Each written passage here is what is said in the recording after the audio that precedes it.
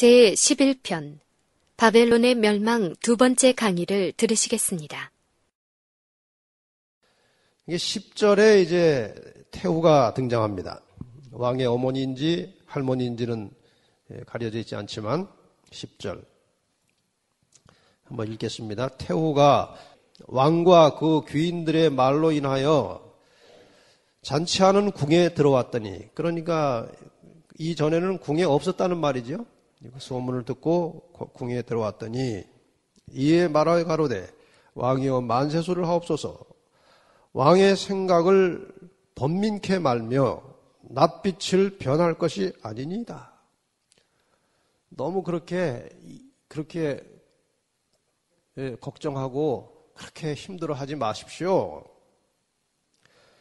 11절 왕의 나라에 거룩한 신들의 영이 있는 사람이 있으니 곧 왕의 부친 때에 있던 자로서, 여기도 역시 왕의 부친 느부갓네살을 왕의 부친으로 지금 표현하고 있죠. 자로서 명철과 총명과 지혜가 있어 신들의 지혜와 같은 자라. 왕의 부친 느부갓네살 왕이 그를 세워 박수와 술객과 갈대와 술사와 점장의 어른을 삼으셨으니, 언제 어른이 되는지 아시죠? 꿈 그거 해석하고.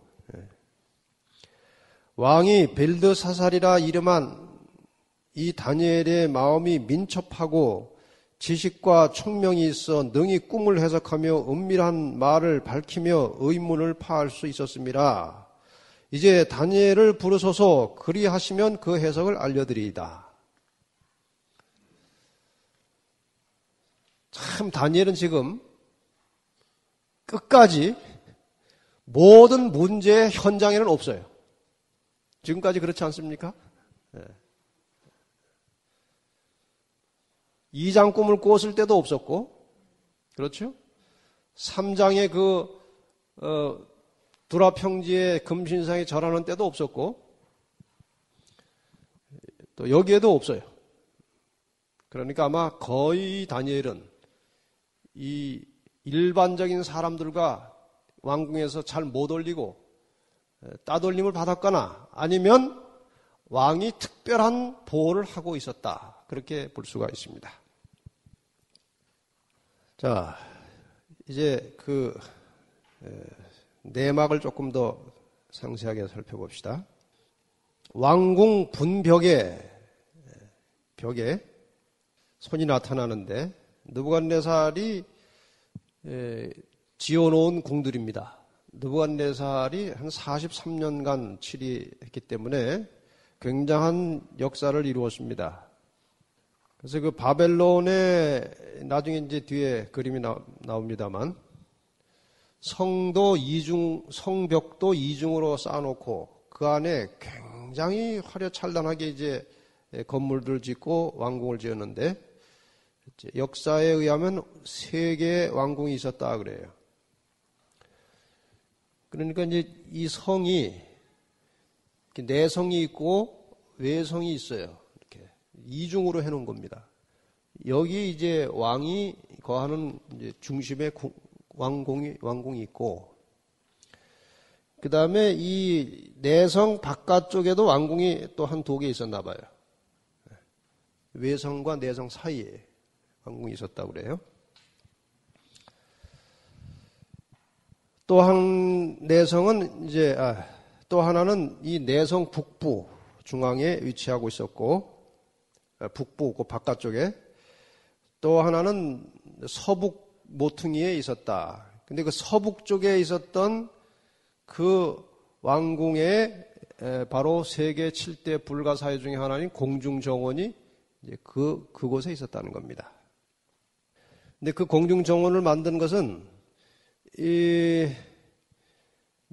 아내 중에 메대 사람이 한 사람이 있었는데, 그 메대에서 살 때 워낙 그 울창한 숲속에서 자연 속에서 살던 아내라 이 아마 바벨론에 시집 와가지고 굉장히 그 환경이 안 좋아서 쓸쓸했나 봐요. 그래가지고 그 아내를 위해서 정원을 그렇게 실감나게 만들어 줬다는 겁니다. 공중정원이 이제 그렇게 해서 만들어진 거라고 그래요. 근데 지금 이 바벨론의 성이 어느 정도인가 하면 벽 두께가 6, 7m, 벽 두께가. 그러니까 마차가 이렇게 쌍방통행할 수 있게 그렇게 되어 있었습니다. 벽 두께가 6, 7m, 높이는 대략 20m 가까이 됐고요. 둘레가 16km 정도. 문은 뭐 도무지 그 당시에 무기 가지고는 부술 수 없는 청동문이었고, 성 주변에는 유프라테스 강이 있고 해자가 있었다. 해자라는 게 뭔지 아시죠? 해자는 이 성 주변에 물길을 만들어 놓는 게 물. 네. 그래서 다리만, 그 다음에 이제 바깥은 육지고요. 이 다리만 치워버리면은 적군이 이 물 때문에 못 들어오는 겁니다, 함부로. 그런 걸 해자라고 그러죠. 그 해라고 하는 말이 아마 이 끄트머리라고 하는 뜻일 거예요. 끄트머리. 해자는 요 성의 끄트머리에 파놓은 이 물길을 해자라고 합니다. 그 다음에 그 안에는 바깥에서 어떤 교류가 없어도 완전히 문을 잠가 놓은 상태에서 그 성 안에 있는 사람들이 20년 동안 먹을 양식이 저장되어 있었다 그랬습니다. 그러니까 그 성을 쳐들어가기도 거의 불가능하지만 혹시 포위를 해가지고 포위를 풀지 않고 항복하게 하려고 해도 그 안에서는 20년 동안 버틸 수 있었다는 거예요. 그러니까 20년을 어떻게 포위를 하고 있습니까? 그래서 아마 벨사살 왕이 그런 위기에서도 자만심을 가졌던 것은 이 성 때문에 그러지 않았나. 그러나 결국은 여러분이 이제 결과를 다 아시겠지만 인간이 만들어 놓은 성은 절대로 영원하지 않아요. 하나님만이 우리의 영원한 피난처이십니다. 자, 셋째 치리자 뭐 다 얘기 드렸고요. 62페이지로 넘어갑니다. 하나님을 모독하고 극도의 환락과 쾌락에 빠져서 정신이 혼미했던 사람들에게 하나님께서 임재하셨습니다. 그렇죠? 그 잔치 자리에 하나님이 임하셨어요. 그 엄청나게 이상하고 놀라운 사건 때문에 사람들은 이제 술맛이 떨어졌고 취한 술이 어느 정도 깼을 겁니다. 또 양심도 살아났어요. 뭔가 두려운 마음이 일어났습니다. 왕 자신도 그 자리에 도무지 자기의 힘으로는 감당할 수 없는 너무나 강한 능력이 그곳에 임재하고 있다는 사실을 감지하게 됐습니다. 하나님의 임재를 느끼게 되었습니다. 많은 사람들이 마치 하나님이 없는 것처럼 그렇게 살고 있지만 그분이 항상 우리와 함께 계신다는 사실을 잊어버리지 마시기를 바랍니다. 그분의 이름 중에 하나가 임마누엘입니다. 임마누엘. 하나님께서 우리와 함께 계신다는 뜻입니다. 임마누엘.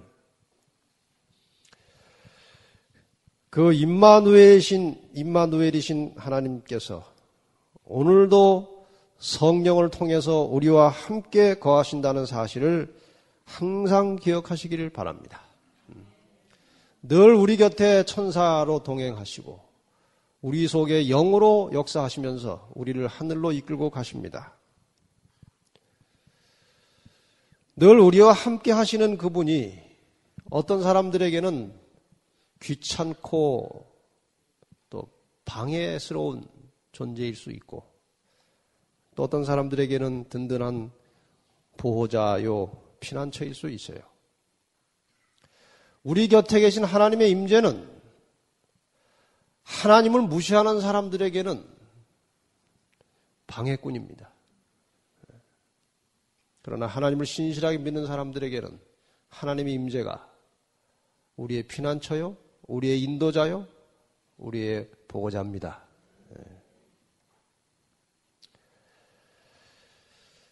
자, 이제 63페이지로 넘어갑니다.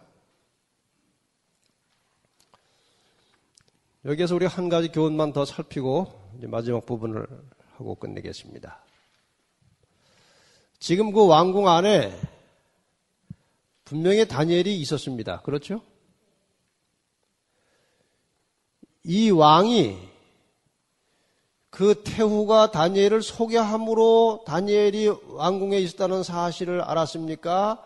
이미 다니엘이라는 사람을 소개받고 알고 있었겠습니까? 이미 알고 있었습니다. 네, 이미 알고 있었어요. 그러나 그 똑같은 사실을 가지고도 반응은 두 가지였습니다.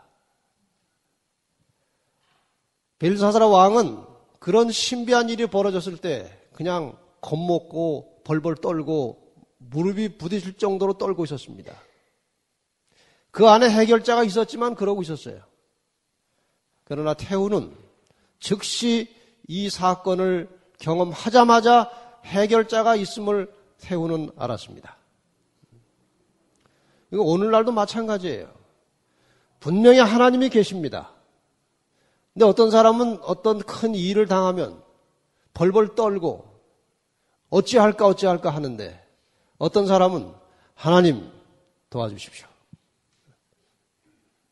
두 종류가 있는 거예요. 여러분, 분명히 우리와 함께 우리 곁에 존재하시는 하나님이 계심을 잊지 마시고 우리의 모든 문제를 그분에게 가져가시길 바랍니다. 이 세상에 일어나는 일들에 대해서 떨지 마시고 개인적으로 일어나는 여러 가지 어려운 시련에 대해서 걱정하지 마시고 우리의 해결자이신 예수 그리스도께 즉시로 내놓으시고 근심하지 마시길 바랍니다. 이것이 또한 우리에게 배울 수 있는 대단히 중요한 교훈입니다. 그 다음에 이제 그 태후로부터 소개를 받은 다니엘이 그 잔치하는 방에 들어왔습니다. 들어오자마자 이제 이 벨사살이 알고는 있었지만 확인합니다. 왕이 다니엘에게 말하여 가로되 내가 우리 부왕이 유다에서 사로잡아온 유다 자손 중에 그 다니엘이냐? 내가 소문은 들었지만 참 오래간만에 너를 보는구나. 아마 이 벨사살이 다니엘을 자주 만났더라면 대단히 달라진 왕이 되었을 것입니다. 그러나 이렇게 필요할 때 이제 간신히 한번 만나게 되었습니다. 그 다음에 이제 뭐 똑같은 이야기죠. 내가 들어보니까 너는 보통 사람이 아닌데 신들의 영이 있어서 아주 비상한 지혜가 있어서 좀 나를 도울 수 있는 사람으로 내가 소개를 받았다. 내가 그 거느리고 있는 그 박사들 술객들 데려다 시켜보니 뭐 아무것도 모르는데 어떻게 당신이 좀 도울 수 있겠느냐.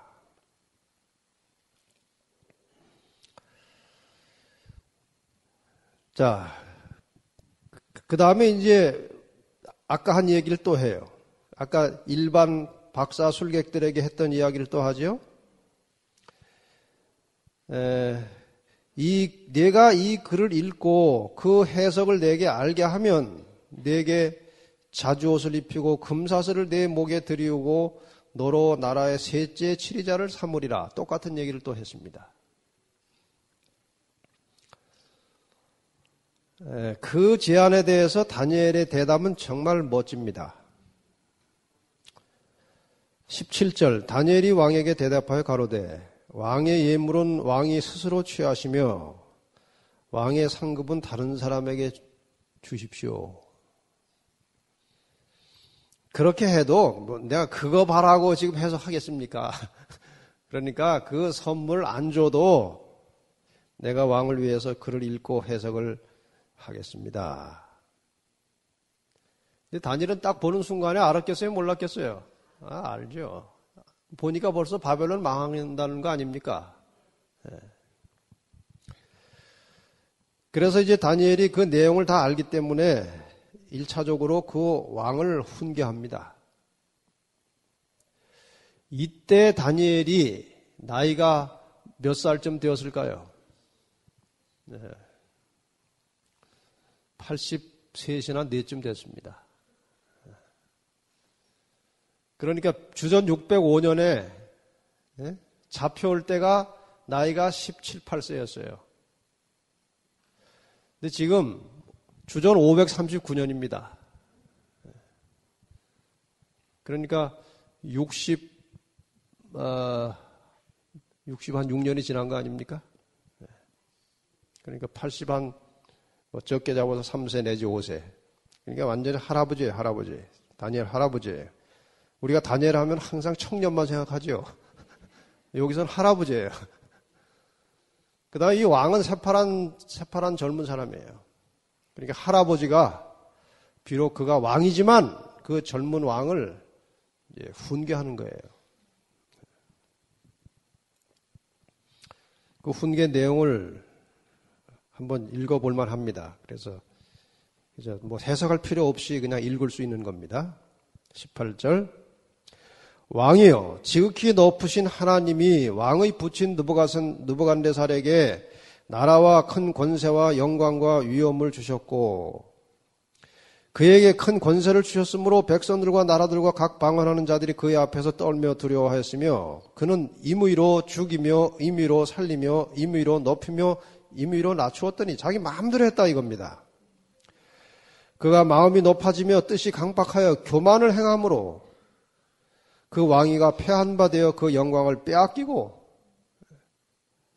아주 갈수록 오만불손해지다가 하나님께 심판을 받았다. 징계를 받았다. 21절. 인생 중에서 쫓겨나서 그 마음이 덜 짐승의 마음과 같았고 또 덜 나귀와 함께 거하며 또 소처럼 풀을 먹으며 그 몸이 하늘 이슬에 젖었으며 지극히 높으신 하나님이 인간 나라를 다스리시며 자기의 뜻대로 누구든지 그 위에 세우시는 줄을 알기까지 이르게 되었나이다. 정신 차릴 때까지 짐승 노릇을 했다 이겁니다. 그 기간이 얼마였습니까? 7년이었죠.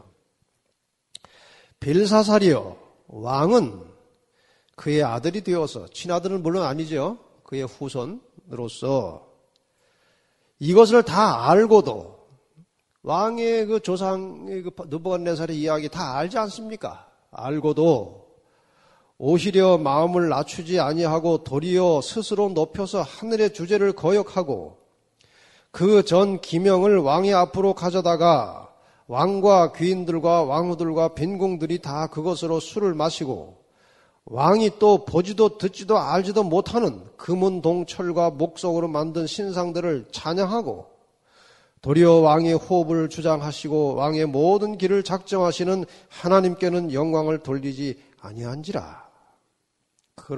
이러므로 그의 앞에서 이 손가락이 나와서 이 글을 기록하였나이다. 참 이 다니엘의 모습을 상상해 보면 참 믿음직하지요? 왕을 앞에 놓고 지금 훈계하는 겁니다.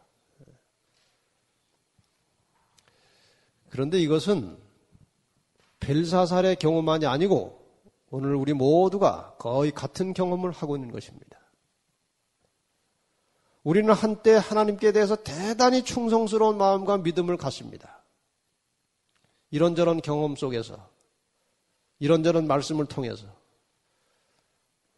근데 또 얼마의 세월이 지나면 까맣게 잊어버리고 또 걱정하고 근심하고 시기하고 질투하고 별로 소득도 없는 일을 또 합니다. 그렇지 않습니까? 우리도 벨사살일 수 있어요.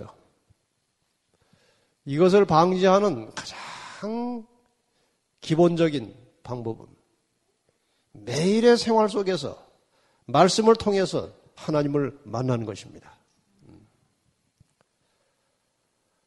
하나님의 말씀과 멀어질수록 내가 살아나고 하나님의 말씀에 가까워질수록 내 속에 주님이 살아나는 것입니다. 이게 지혜입니다. 지혜롭게 사시기를 바랍니다. 항상 우리의 삶이 점점 하나님의 보좌의 중심으로 가까이 나아가므로 늘 우리의 생활 속에 생명이 있게 되기를 바랍니다. 이제 다니엘이 글자를 읽고 해석합니다. 25절. 기록한 글자는 이것이니 곧 메네 데겔 우바르신이라. 이제 64페이지로 넘어가서요. 이 글자를 좀 해석해 보십시다. 우선 메네라고 하는 말은 화폐 단위, 문화라고 하는 단위와 연관을 갖는 단어입니다. 메네, 문화라고 하는 것이고, 그건 무슨 뜻인가 하면은 세다, 계산하다 그런 뜻입니다.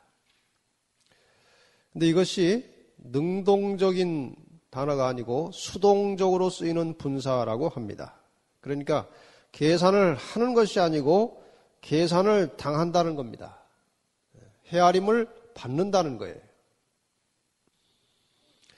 그래서 이 메네의 뜻은 하나님이 왕의 시대를 세보니 끝났다 이겁니다.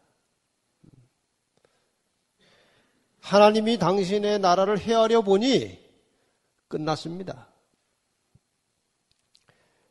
데겔이라고 하는 말은 또 역시 화폐 단위 세겔이라는 단위와 관련된 단어입니다. 데겔은. 이 데겔이라고 하는 말은 달다, 저울질한다 그런 뜻입니다. 그래서 왕을 달아보니 부족합니다.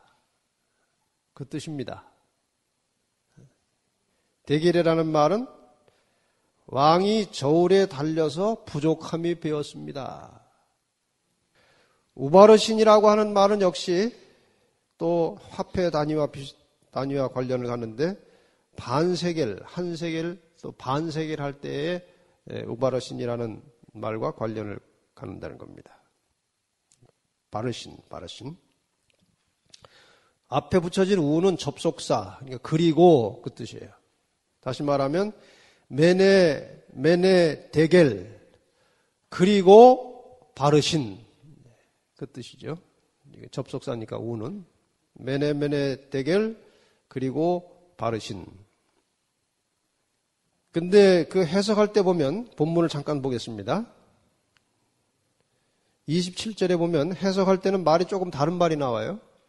본문 27절을 보겠습니다.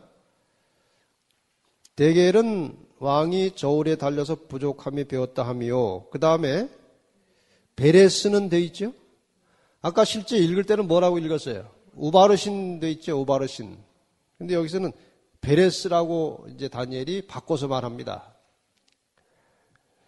근데 우바르신이나 우는 접속사니까 그 바르신이나 베레스.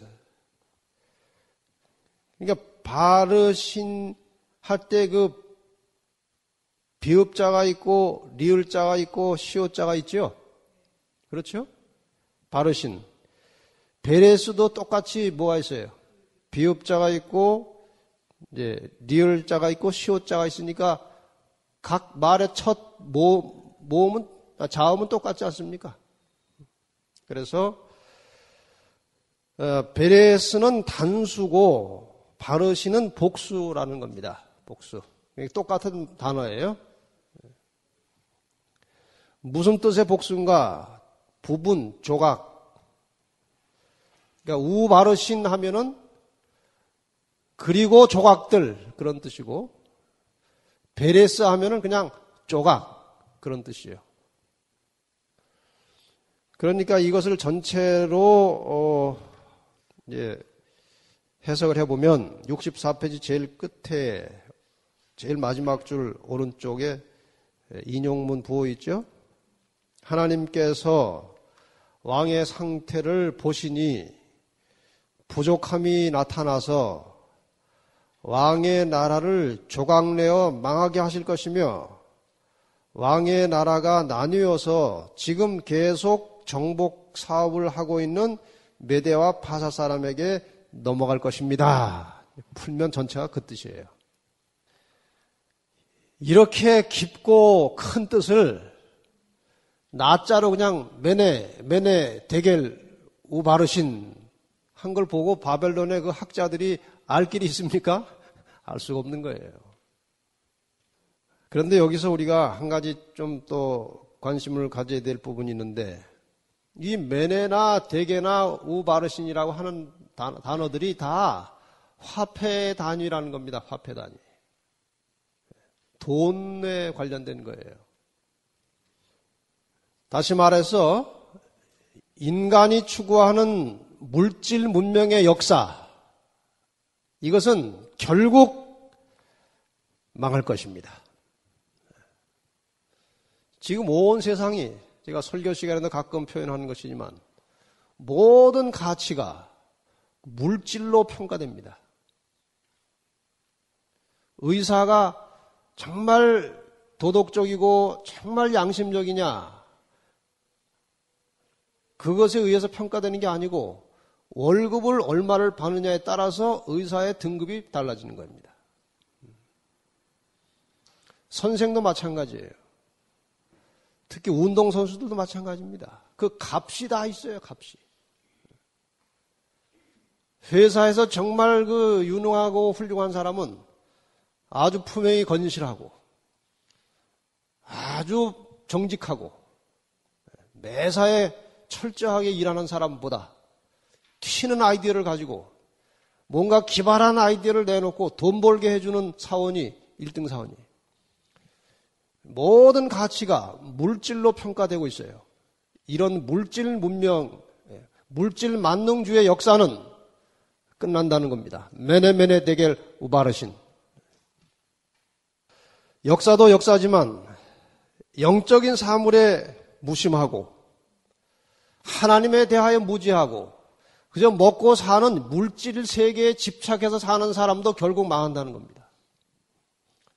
하나님에 대해 깊은 관심을 가지고 영적인 사물에 관심을 가지고 찾는 자들이 마침내 영원한 생명을 얻게 될 겁니다. 왕을 저울에 달아봤더니 부족함이 배었다. 이 벨사살을 남으로 생각하지 말고 항상 자기라고 생각하시기 바랍니다. 저도 그렇고 우리는 다 부족한 사람들입니다. 다 모자라는 사람들입니다. 그래서 죽어요. 그런데 이 부족함, 인간의 부족함, 인간의 이 모자람은 사람이 노력해서 보충하고 채울 수 있는 것이 절대로 아닙니다. 사람은 무엇을 해도 이 모자람과 부족함을 메꿀 길이 없습니다. 인정하십니까? 지금 대답 안 하신 분들은 다시 생각해 보세요. 그걸 인정을 해야 하나님을 신실하게 섬길 수 있어요. 내가 모자라고 부족하다는 것 인정하십니까? 그 모자람이 절대로 내가 무엇을 해서 채울 수 없다는 사실도 인정하시길 바랍니다. 많은 돈을 벌어서 채울 수 있는 것도 아니고 대단한 자리를 차지해서 그것을 메꿀 수 있는 것도 아니고 그것은 오직 예수 그리스도를 마음에 모심으로 채워지는 것입니다. 하나님의 말씀에 대한 믿음과 그 말씀에 순종함으로 해결될 수 있는 것입니다. 그래서 하나님께 대한 진실한 믿음과 신앙이 없이는 그 부족함이 결코 해결되지 않을 것이고 해결되지 않으면 바벨론처럼 끝나는 겁니다. 29절 마지막 부분입니다. 이에 벨사살이 명하여 무리로 다니엘에게 자주옷을 입히게 하며 금사슬로 그의 목에 들이우게 하고 그를 위하여 조서를 내려 나라의 셋째 치리자를 삼으니라. 다니엘이 분명히 얘기했습니다. 난 필요 없습니다. 그거. 그 예모는 당신이 가지시고 자리는 딴 사람 주십시오. 지금 망해가는 나라에서 자리 차지해봐야 뭘 할 것이고 망하지 않아도 다니엘이 그거 뭐 그런 거 별로 관심 없는 사람인데 더군다나 망해가는 나라에서 그건 뭐 예물 얻으면 뭐라고 자리 얻으면 뭐랍니까? 다니엘이 분명히 거절했어요. 나는 그거 필요 없다고. 근데 또 죽어가는 마당에서도 또 왕은 또 왕의 또 무슨 권위가 있는지 불러다가 억지로 그냥 주는 겁니다. 다니엘이 분명히 사양했을 거예요. 아유, 제가 뭐 안 받는다고 했는데 왜 그러십니까? 안 받겠어요. 술 취한 사람이 고집 부리면요, 그거 당할 길이 없다는 겁니다. 술 취한 사람이 부리는 고집은 아무도 못 당한다고 그래요. 마지못해 받았을 겁니다. 잠시 후에, 이건 우리에게 적용되는 것입니다. 하나님의 나라가 시작함과 동시에 모든 것이 끝나버릴 이 세상의 재물과 이 세상에서 주는 자리에 치중해서 사는 것은 대단히 어리석은 일입니다. 그것에 치중하다가 망할 사람이 너무나 많지 않습니까? 이 망해가는 세상의 왕국에 기대를 걸지 말고 망하지 아니하는 영원한 나라, 하나님의 왕국의 희망을 가지시기를 바랍니다. 그리고 그 나라에 합당한 백성으로 날마다 준비하며 사시기를 바랍니다. 그것이 지혜입니다. 이제 왕이 마지막으로 시상식하고 이제 끝났습니다. 왕들이 뭐 누구한테 뭐 주는 걸 잘해요. 뭐 불러다가 메달 하나 주고, 불러다가 무슨 표창장 주고 그러는데, 마지막 시상식 겨우 한 번 하고 이제 운명이 끝났습니다.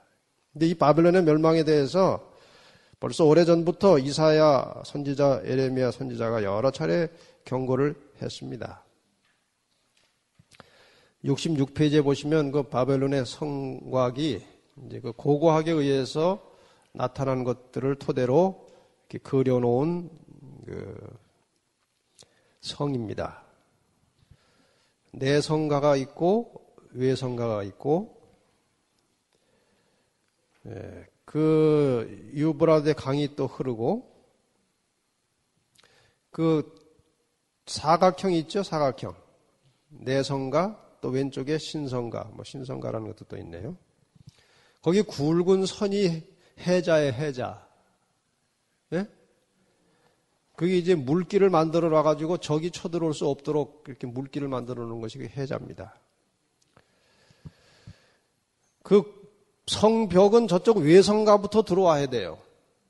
그 외성가를 들어와야 또 내성을 들어올 수 있어요. 그게 뭐 대단히 뭐 튼튼하게 지어진 성입니다. 67페이지에 보면 이렇게 든든한 성이 도대체 어떻게 망했는지에 대하여 역사의 아버지라고 하는 헤로도토스가 그 책 페르시안 월, 페르시아 전쟁이라고 하는 그 역사서에 어떻게 바벨론이 망하게 됐는지 기록해 놓은 게 있습니다. 그래서 그거 읽고 이제 좀 끝을 맺읍시다. 시간은 경과되고 그 성 바벨론에 대한 진격을 시도할 수 없게 되자, 누가 그 성을 진격해오고 있었는가 하면은 고레스, 메데 파사의 총사령관 고레스예요. 고레스는 커다란 당혹 가운데 처하게 되었다. 막상 바벨론을 치려고 오니까 도무지 인간의 힘으로는 칠 수 없는 거대한 장벽이었습니다. 해자가 있고 성벽은 엄청나고, 이러한 번민중에 있을 때 다른 사람이 그에게 제안했는지 아니면 스스로 궁리한 것인지 모르는 한 계획을 추진하기 시작했다. 그는 강이, 유프라데스 강이 성 안으로 흘러 들어가는 지점에 그의 군대를 배치시켰고, 자, 그림으로 조금 보면서 하면 더 쉬울 것 같습니다. 이렇게 성이 있으면 유프라테스 강이 이렇게 지금 흘러가고 있어요. 이렇게 흘러가고 있습니다, 지금. 근데 군대를 어디다 이제 주둔시켰다고 그랬습니까? 성 안으로 흘러 들어가는 지점. 여기에다가 이제 군대를 이제 주둔시켰고, 강이 성 저편으로 흘러나가는 지점에도 군대를 배치해 놓고, 여기에도 군대를 배치했어요. 그렇죠? 여기에도 배치하고 여기도 배치했어요. 물이 건너가기에 족할 만큼 얕아지자마자 강바닥을 통해 진군에 들어가라고 명령해 놓았다.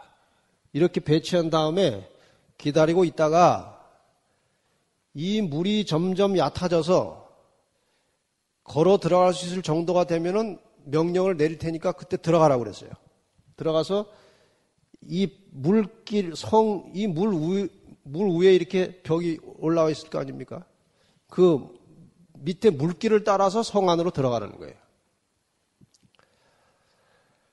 그런 다음에 자신은 그의 군대 중에 비전투 인원을 데리고 철수하여 전에 니토크리스가 이 강을 위해 파놓은 분지를 향해 진군했는데 거기서 그는 니토크리스가 한 것과 똑같이 수로를 통해 당시 늪지었던 그 파놓은 분지로 강물이 흘러가도록 유프라테스를 돌려놓아서 본래의 강바닥으로 걸어갈 수 있을 정도로 강물을 낮아지게 했다. 그러니까 여기에 아마 뭔가 이 물을 보관할 수 있는 분지를 만들어 놓은 것 같아요. 그래서 물길을 여기서 어디로 돌렸는가 하면 이제 이리로 돌린 거예요. 그러니까 흘러내려가던 물이 점점 줄지 않겠습니까? 그래서 이 물이 이제 얕아지니까 이제 그 다음 이야기입니다. 이쯤 되자 이 목적을 위해 바벨론의 강가에 머물러 있었던 페르시아 군인들은 강물이 사람의 넓적다리 중간쯤에 이를 만큼 잦아지자 강물로 들어섰으며 그리하여 성 안으로 들어갔다. 기가 막힌 방법으로 쳐들어간 겁니다. 그렇죠? 성의 규모가 엄청나기 때문에 그 성의 중앙부에 살던 사람들은 그 성의 외곽 부분이 함락되고 난 지 오랜 후에도 어떤 일이 일어나는지를 모르고서 그들이 사로잡히게 되었음을 너무나 분명히 알게 되기까지 춤추고 흥청거리는 일을 계속하면서 잔치에 열중하고 있었던 것이다. 이것이 바벨론이 처음으로 함락당한 때의 상황이다. 역사가 이렇게 된 겁니다. 바로 그 날이 언제였습니까? 벨사살이 잔치를 베풀고 흥청망청 먹고 환락에 젖어 있던 그때 벽에 글씨가 나타났던 그날 밤에 이런 일이 벌어지면서 바벨론은 함락되고 바벨론의 역사는 끝났습니다. 바벨론의 왕은 그날 밤에 죽임을 당했고 메대 사람 다리오가 왕으로 즉위를 했습니다. 이 다리오 왕에 대해서는 이제 다음에 6장 공부할 때 또 나옵니다. 거기서 다리오 왕은 좀 잘 다시 다루기로 하고 마지막으로 이 바벨론의 멸망을 통해서 몇 가지 교훈을 찾고 끝내겠습니다. 바벨론의 멸망의 원인은 한 7가지로 정리할 수 있습니다. 첫째로 하나님의 백성을 짓밟고 예루살렘을 파괴했습니다. 두 번째, 하나님의 성전을 불사르고 그 기구들을 약탈했습니다. 세 번째, 하나님의 자비의 경고에도 불구하고 계속 우상을 섬겼습니다.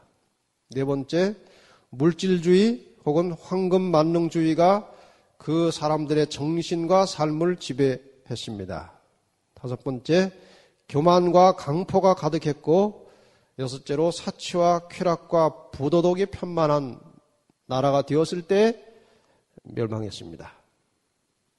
이러한 원인들이 이 세상 역사의 마지막에 사탄의 대리자로 하나님과 그 백성들을 대적해서 공격할 영적 바벨론의 멸망 원인과도 같은 것입니다. 성경에 기록된 이 영적 바벨론의 죄악들은 이 바벨론의 죄악과 똑같습니다. 하나님의 백성들을 짓밟고 성전을 헐고 그 기구를 약탈하고 우상의 처소가 되었고 물질주의를 숭상하고 교만과 강포가 가득하고 쾌락과 사치가 충만한 영적 바벨론이 지금 형성되어 있습니다. 똑같은 바벨론의 역사가 다시 한번 이 실제적인 역사의 마지막에 반복될 것입니다. 바벨론은 세 가지로 볼 수 있습니다. 바벨론이라는 실제적인 나라가 있고 영적인 바벨론이 있습니다. 그리고 나도 한 개인도 바벨론이 될 수 있습니다. 성서적으로 바벨론이라는 말은 하나님과 분리된 상태 혹은 하나님과 그 백성들을 대적하는 세력으로 바벨론이라는 말을 사용하고 있습니다. 이것이 국가적으로나 집단적인 개념으로 주로 사용하고 있는 단어지만 개인의 상태에도 얼마든지 바벨론이 될 수 있습니다. 하나님을 무시하는 사람, 물질 만능주의에 집착해서 살아가는 사람, 하나님의 백성들을 비방하는 사람, 세상의 쾌락이나 명예를 추구하는 사람, 관계나 생계 때문에 변질된 기독교 신앙에 끝까지 머물러 있는 사람들, 이와 같은 삶을 포기하지 않고 끝까지 추구할 때 그 마지막 상태는 바로 바벨론이 되는 겁니다. 바벨론의 마지막 운명은 멸망입니다. 그래서 하나님께서 계시록 18장 2절과 4절에 이렇게 말씀하십니다. 읽겠습니다. 시작. 힘센 음성으로 외쳐 가로되 무너졌도다 무너졌도다 큰 성 바벨론이요 귀신의 처소와 각종 더러운 영에 모이는 곳과 각종 더럽고 가증한 새의 모이는 곳이 되었도다. 또 내가 들으니 하늘로서 다른 음성이 나서 가로되 내 백성아 거기서 나와 그의 죄에 참여하지 말고 그의 받을 재앙들을 받지 말며. 여러분, 내 자신의 바벨론적 상태에서 깨어나시기를 바랍니다. 늘 하나님의 생명의 말씀과 긴밀한 관계를 가지고 살아있는 신앙으로 바벨론을 탈출해서 하늘의 왕국으로 들어가시게 되기를 바라면서 말씀 마치겠습니다.